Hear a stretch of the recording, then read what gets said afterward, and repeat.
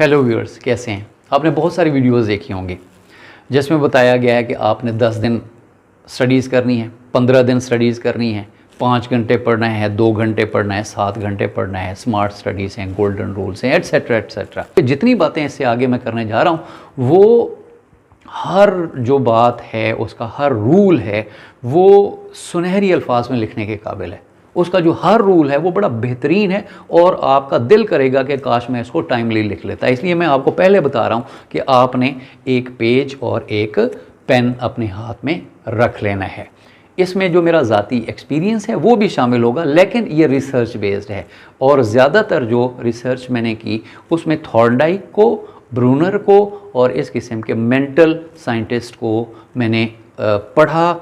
उनके पढ़ने के बाद ये मैंने उसूल वज़ा किए, ये मैंने उसूल डिराइव किए, उनसे ये मैंने उसूल सीखे और मैं इसको आपका जो टाइम है उसको आपके कीमती टाइम को मद्देनज़र रखते हुए मैंने इसको किया।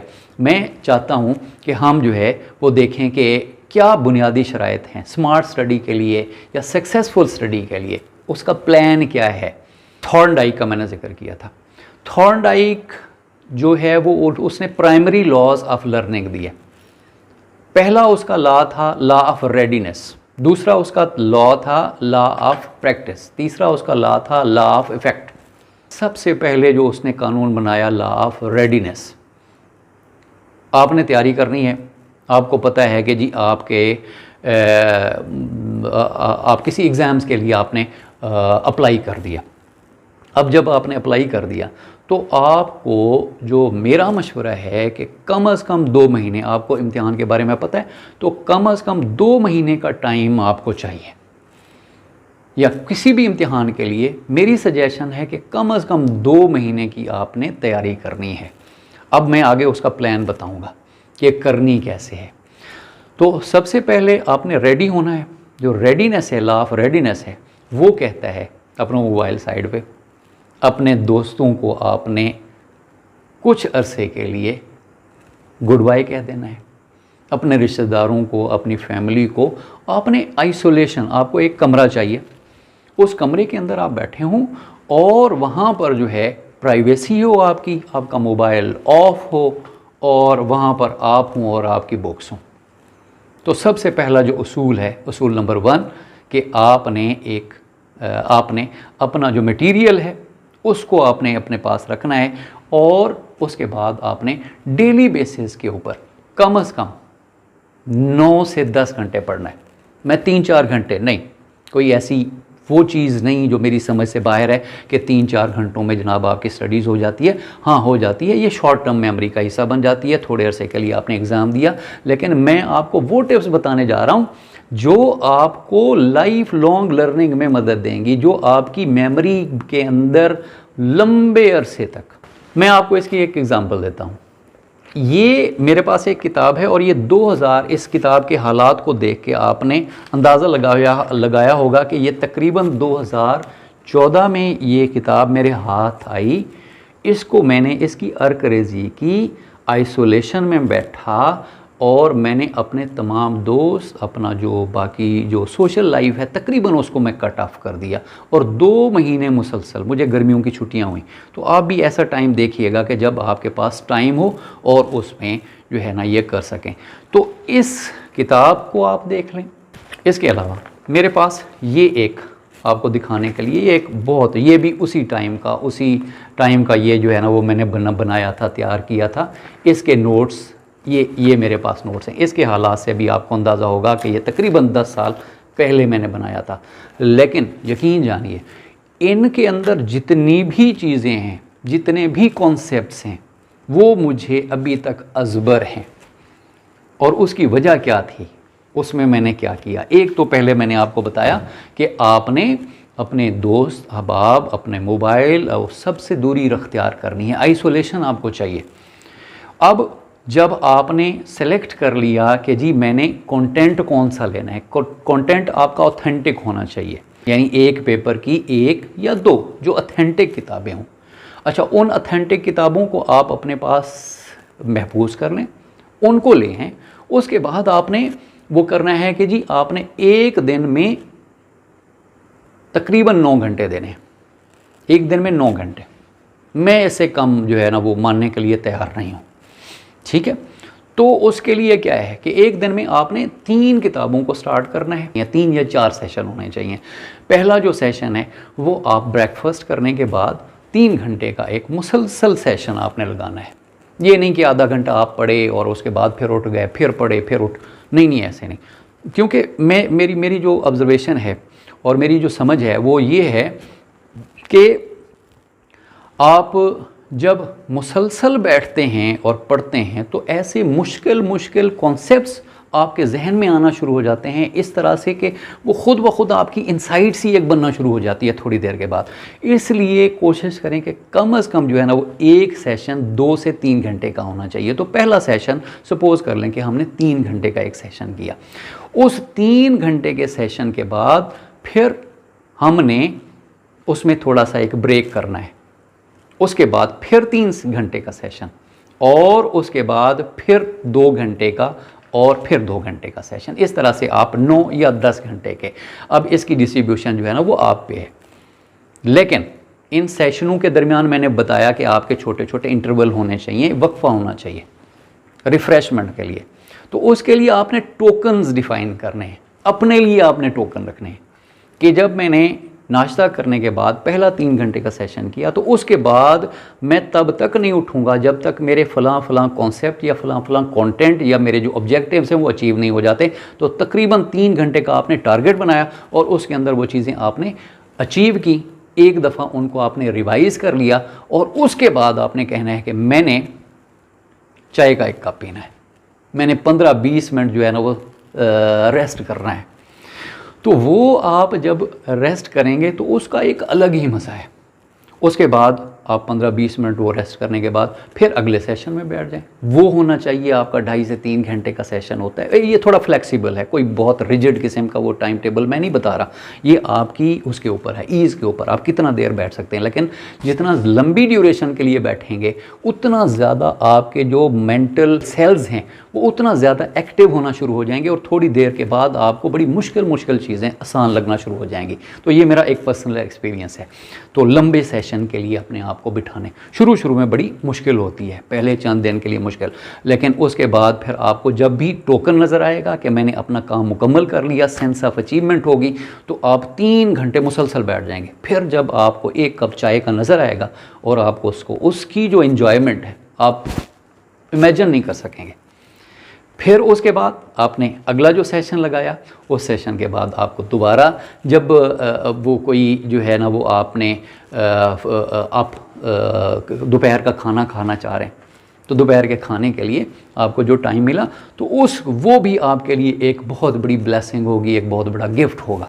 फिर आपका 2 घंटे का सेशन, फिर आपने इसी तरह से कोई वो गेम के लिए चले जाएं, बाहर सैर के लिए चले जाएं, और फिर आपने आना है और आखिरी जो सेशन करना है वो 1 घंटे का आपने करना है। ठीक है, इस तरह से तकरीबन आपके 8 से 9 घंटे बन जाएंगे। मैंने कहा ना रिजिड में टाइम टेबल नहीं बता रहा, तो 8 से 9 घंटे के आपके ये सेशन हो गए। अच्छा, 1 घंटे का जो आपका आखिरी सेशन जो मैं अभी बताने जा रहा हूँ, आखिरी सेशन में आपने ये करना है कि जो आपने चीज़ें की ना,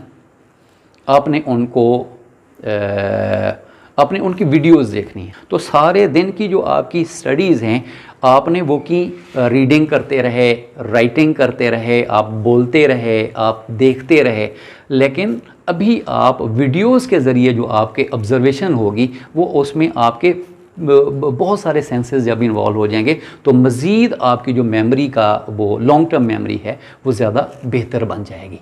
ठीक है जी। अच्छा, अब ये तो हो गई हमारा स्टडी प्लान। अब जो स्टडी करनी है वो कैसे करनी है, आपने जो रजिस्टर मैंने आपको दिखाया था या आपने जो नोट्स बनाने हैं वो कैसे कर रहे हैं। नोट्स आपने बनाने हैं ज़रा डिफरेंट किस्म के, ज़रा हट के, आउट ऑफ द बॉक्स। आपने कॉन्सेप्ट पढ़ा, उस कॉन्सेप्ट को अपने अल्फाज में आपने बयान करने की कोशिश करनी है। उस कॉन्सेप्ट को आपने कोशिश करनी है कि वो आपकी अगर आप उसको थोड़ा बहुत ट्रांसलेट कर सकते हैं, अपनी मदर लैंग्वेज के अंदर कर सकते हैं, तो दैट इज़ वेरी फाइन। वो आपको पूरी ज़िंदगी नहीं भूलेंगे। तो इसको जो है वो आप मदर लैंग्वेज के अंदर। अच्छा, फिर आपने मिसालें बनानी हैं और करीब तरीन, जितना करीब की आपकी मिसाल होगी, अपने किसी दोस्त का जो है ना वो नाम उसमें इस्तेमाल कर लें, अपने किसी रिश्तेदार का नाम उसमें इस्तेमाल कर लें, अपने गांव वाले का, मोहल्ले वाले का, उसका नाम उसमें इस्तेमाल। तो वो जो कॉन्सेप्ट होगा, वो जो एक बड़ी भारी भरकम मुश्किल किस्म की थ्योरी होगी, वो आपको उस वजह से याद नहीं होगी कि आपने टाइम ज़्यादा, वो आपको याद होगी जो आपने अटैच कर ली उसके साथ पर्सनैलिटी। अपने आप को अटैच कर लिया, अपने बॉस को अटैच कर लिया, अपने दोस्त को, अपने टीचर को, किसी को आपने अटैच कर दिया और वो सारा कुछ उसके अंदर है।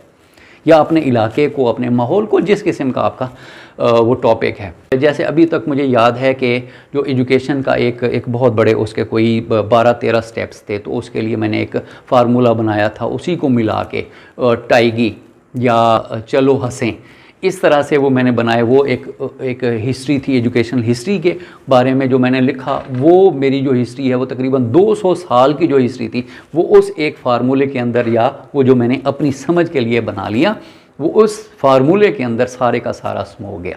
इसी तरह से बहुत सारी मुश्किल थेरीज़ थी, बहुत सारे उसके स्टेप्स याद करना मुश्किल होते थे। तो मैंने एक मेरा जो है ना वो जानने वाले का बच्चा है, उसको मैंने उसमें ऐड किया, उसके नाम पे एक मैंने कहानी बनाई। कहानी बनाने के बाद वो जो है ना वो अभी तक मुझे, मैं बता रहा हूँ कि 2014 में मैंने तैयारी की थी, कितने, 2 महीनों के लिए। एक और काम करना है, जो आपने नोट्स बनाए और जो आपके 3-3 घंटे के, 2-2 घंटे के मैंने सेशंस बताए, उन सेशंस के अंदर आपने करना है कि आपने जो आपने उसकी समरीज़ बनाई हैं, बुलेट्स बनाए हैं, या आपने कोई एक बड़े उसका वो बनाया है, स्ट्रक्चर बनाया है, तो उस स्ट्रक्चर को आपने ये करना है कि उसको जनाब आपने उसकी ऑडियो रिकॉर्डिंग कर लेनी है। और ये ऑडियो रिकॉर्डिंग आपके पास महफूज हूँ, सब्जेक्ट वाइज या पेपर वाइज आपके पास महफूज हों, वो महफूज रहेंगी और वो तमाम ज़िंदगी आपके साथ रहेंगी। एक आपके पास जो है, जो आपने बनाए सिंपल अल्फाज में, सादा अल्फाज में, या मदर लैंग्वेज का इस्तेमाल भी उसमें मैंने कहा कि आप कर सकते हैं। वो करने के बाद दूसरा आपने ये किया कि आपने ऑडियो रिकॉर्डिंग्स कर ली। तो वो जो 2014 की ऑडियो रिकॉर्डिंग्स हैं वो अभी तक मेरे पास मौजूद हैं, और उन्हीं की बुनियाद पे जब भी आया कोई टेस्ट आया, जब भी जो है ना वो किसी किस्म की जो है वो कहीं पर उस हवाले से मुझे डिस्कस करना पड़ेगा, किसी थेरी को मैंने वो करना था, रिवाइज़ करना था, तो यकीन मानिए कि सिर्फ 2-3 दिन लगे मुझे।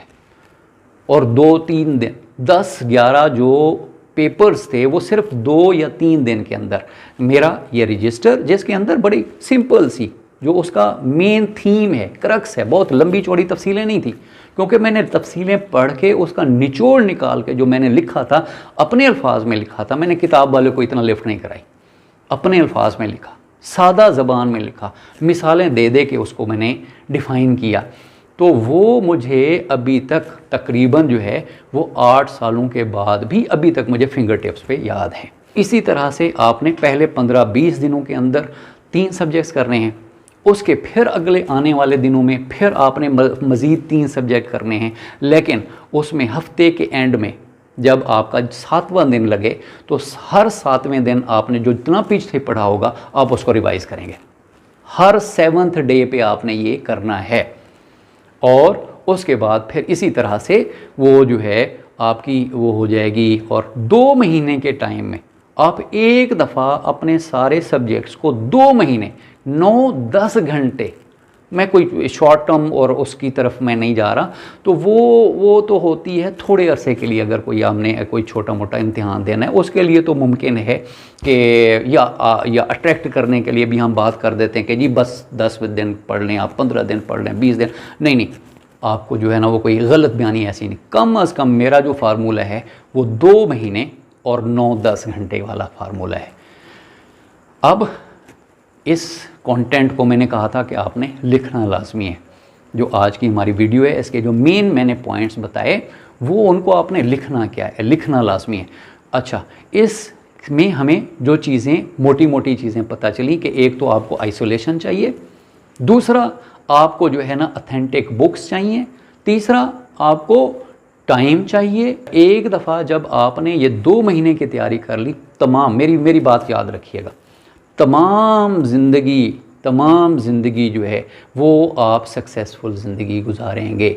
उस सब्जेक्ट के हवाले से, उस एग्ज़ाम्स के हवाले से, कब भी जब भी आपको या उसके हवाले से कोई इंटरव्यू है, अब जहाँ पर भी जाएंगे तो इतना कॉन्फिडेंट होंगे कि आप 2 दिन 3 दिन 4 दिन की तैयारी से आप आसानी से सारी चीज़ें आपकी रिवाइज़ हो जाएंगी। और लेकिन एक दफ़ा आपको हार्ड वर्क करना पड़ेगा, हार्ड प्लस स्मार्ट वर्क करना पड़ेगा।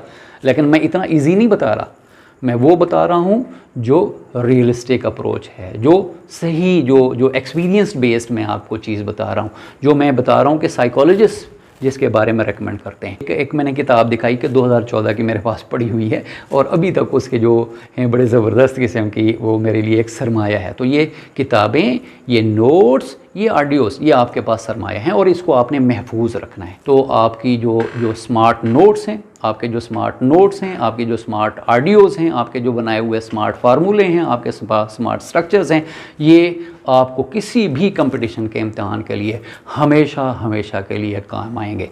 अब जो मेरा आखिरी मैसेज जो हर यूट्यूबर का होता है, मेरा वही है, आप बड़े समझदार हैं, बड़े स्मार्ट किस्म के लोग हैं, ये वीडियो देखने के बाद मज़ीद शार्प हो गए होंगे। Please like, subscribe and share my video. Thank you.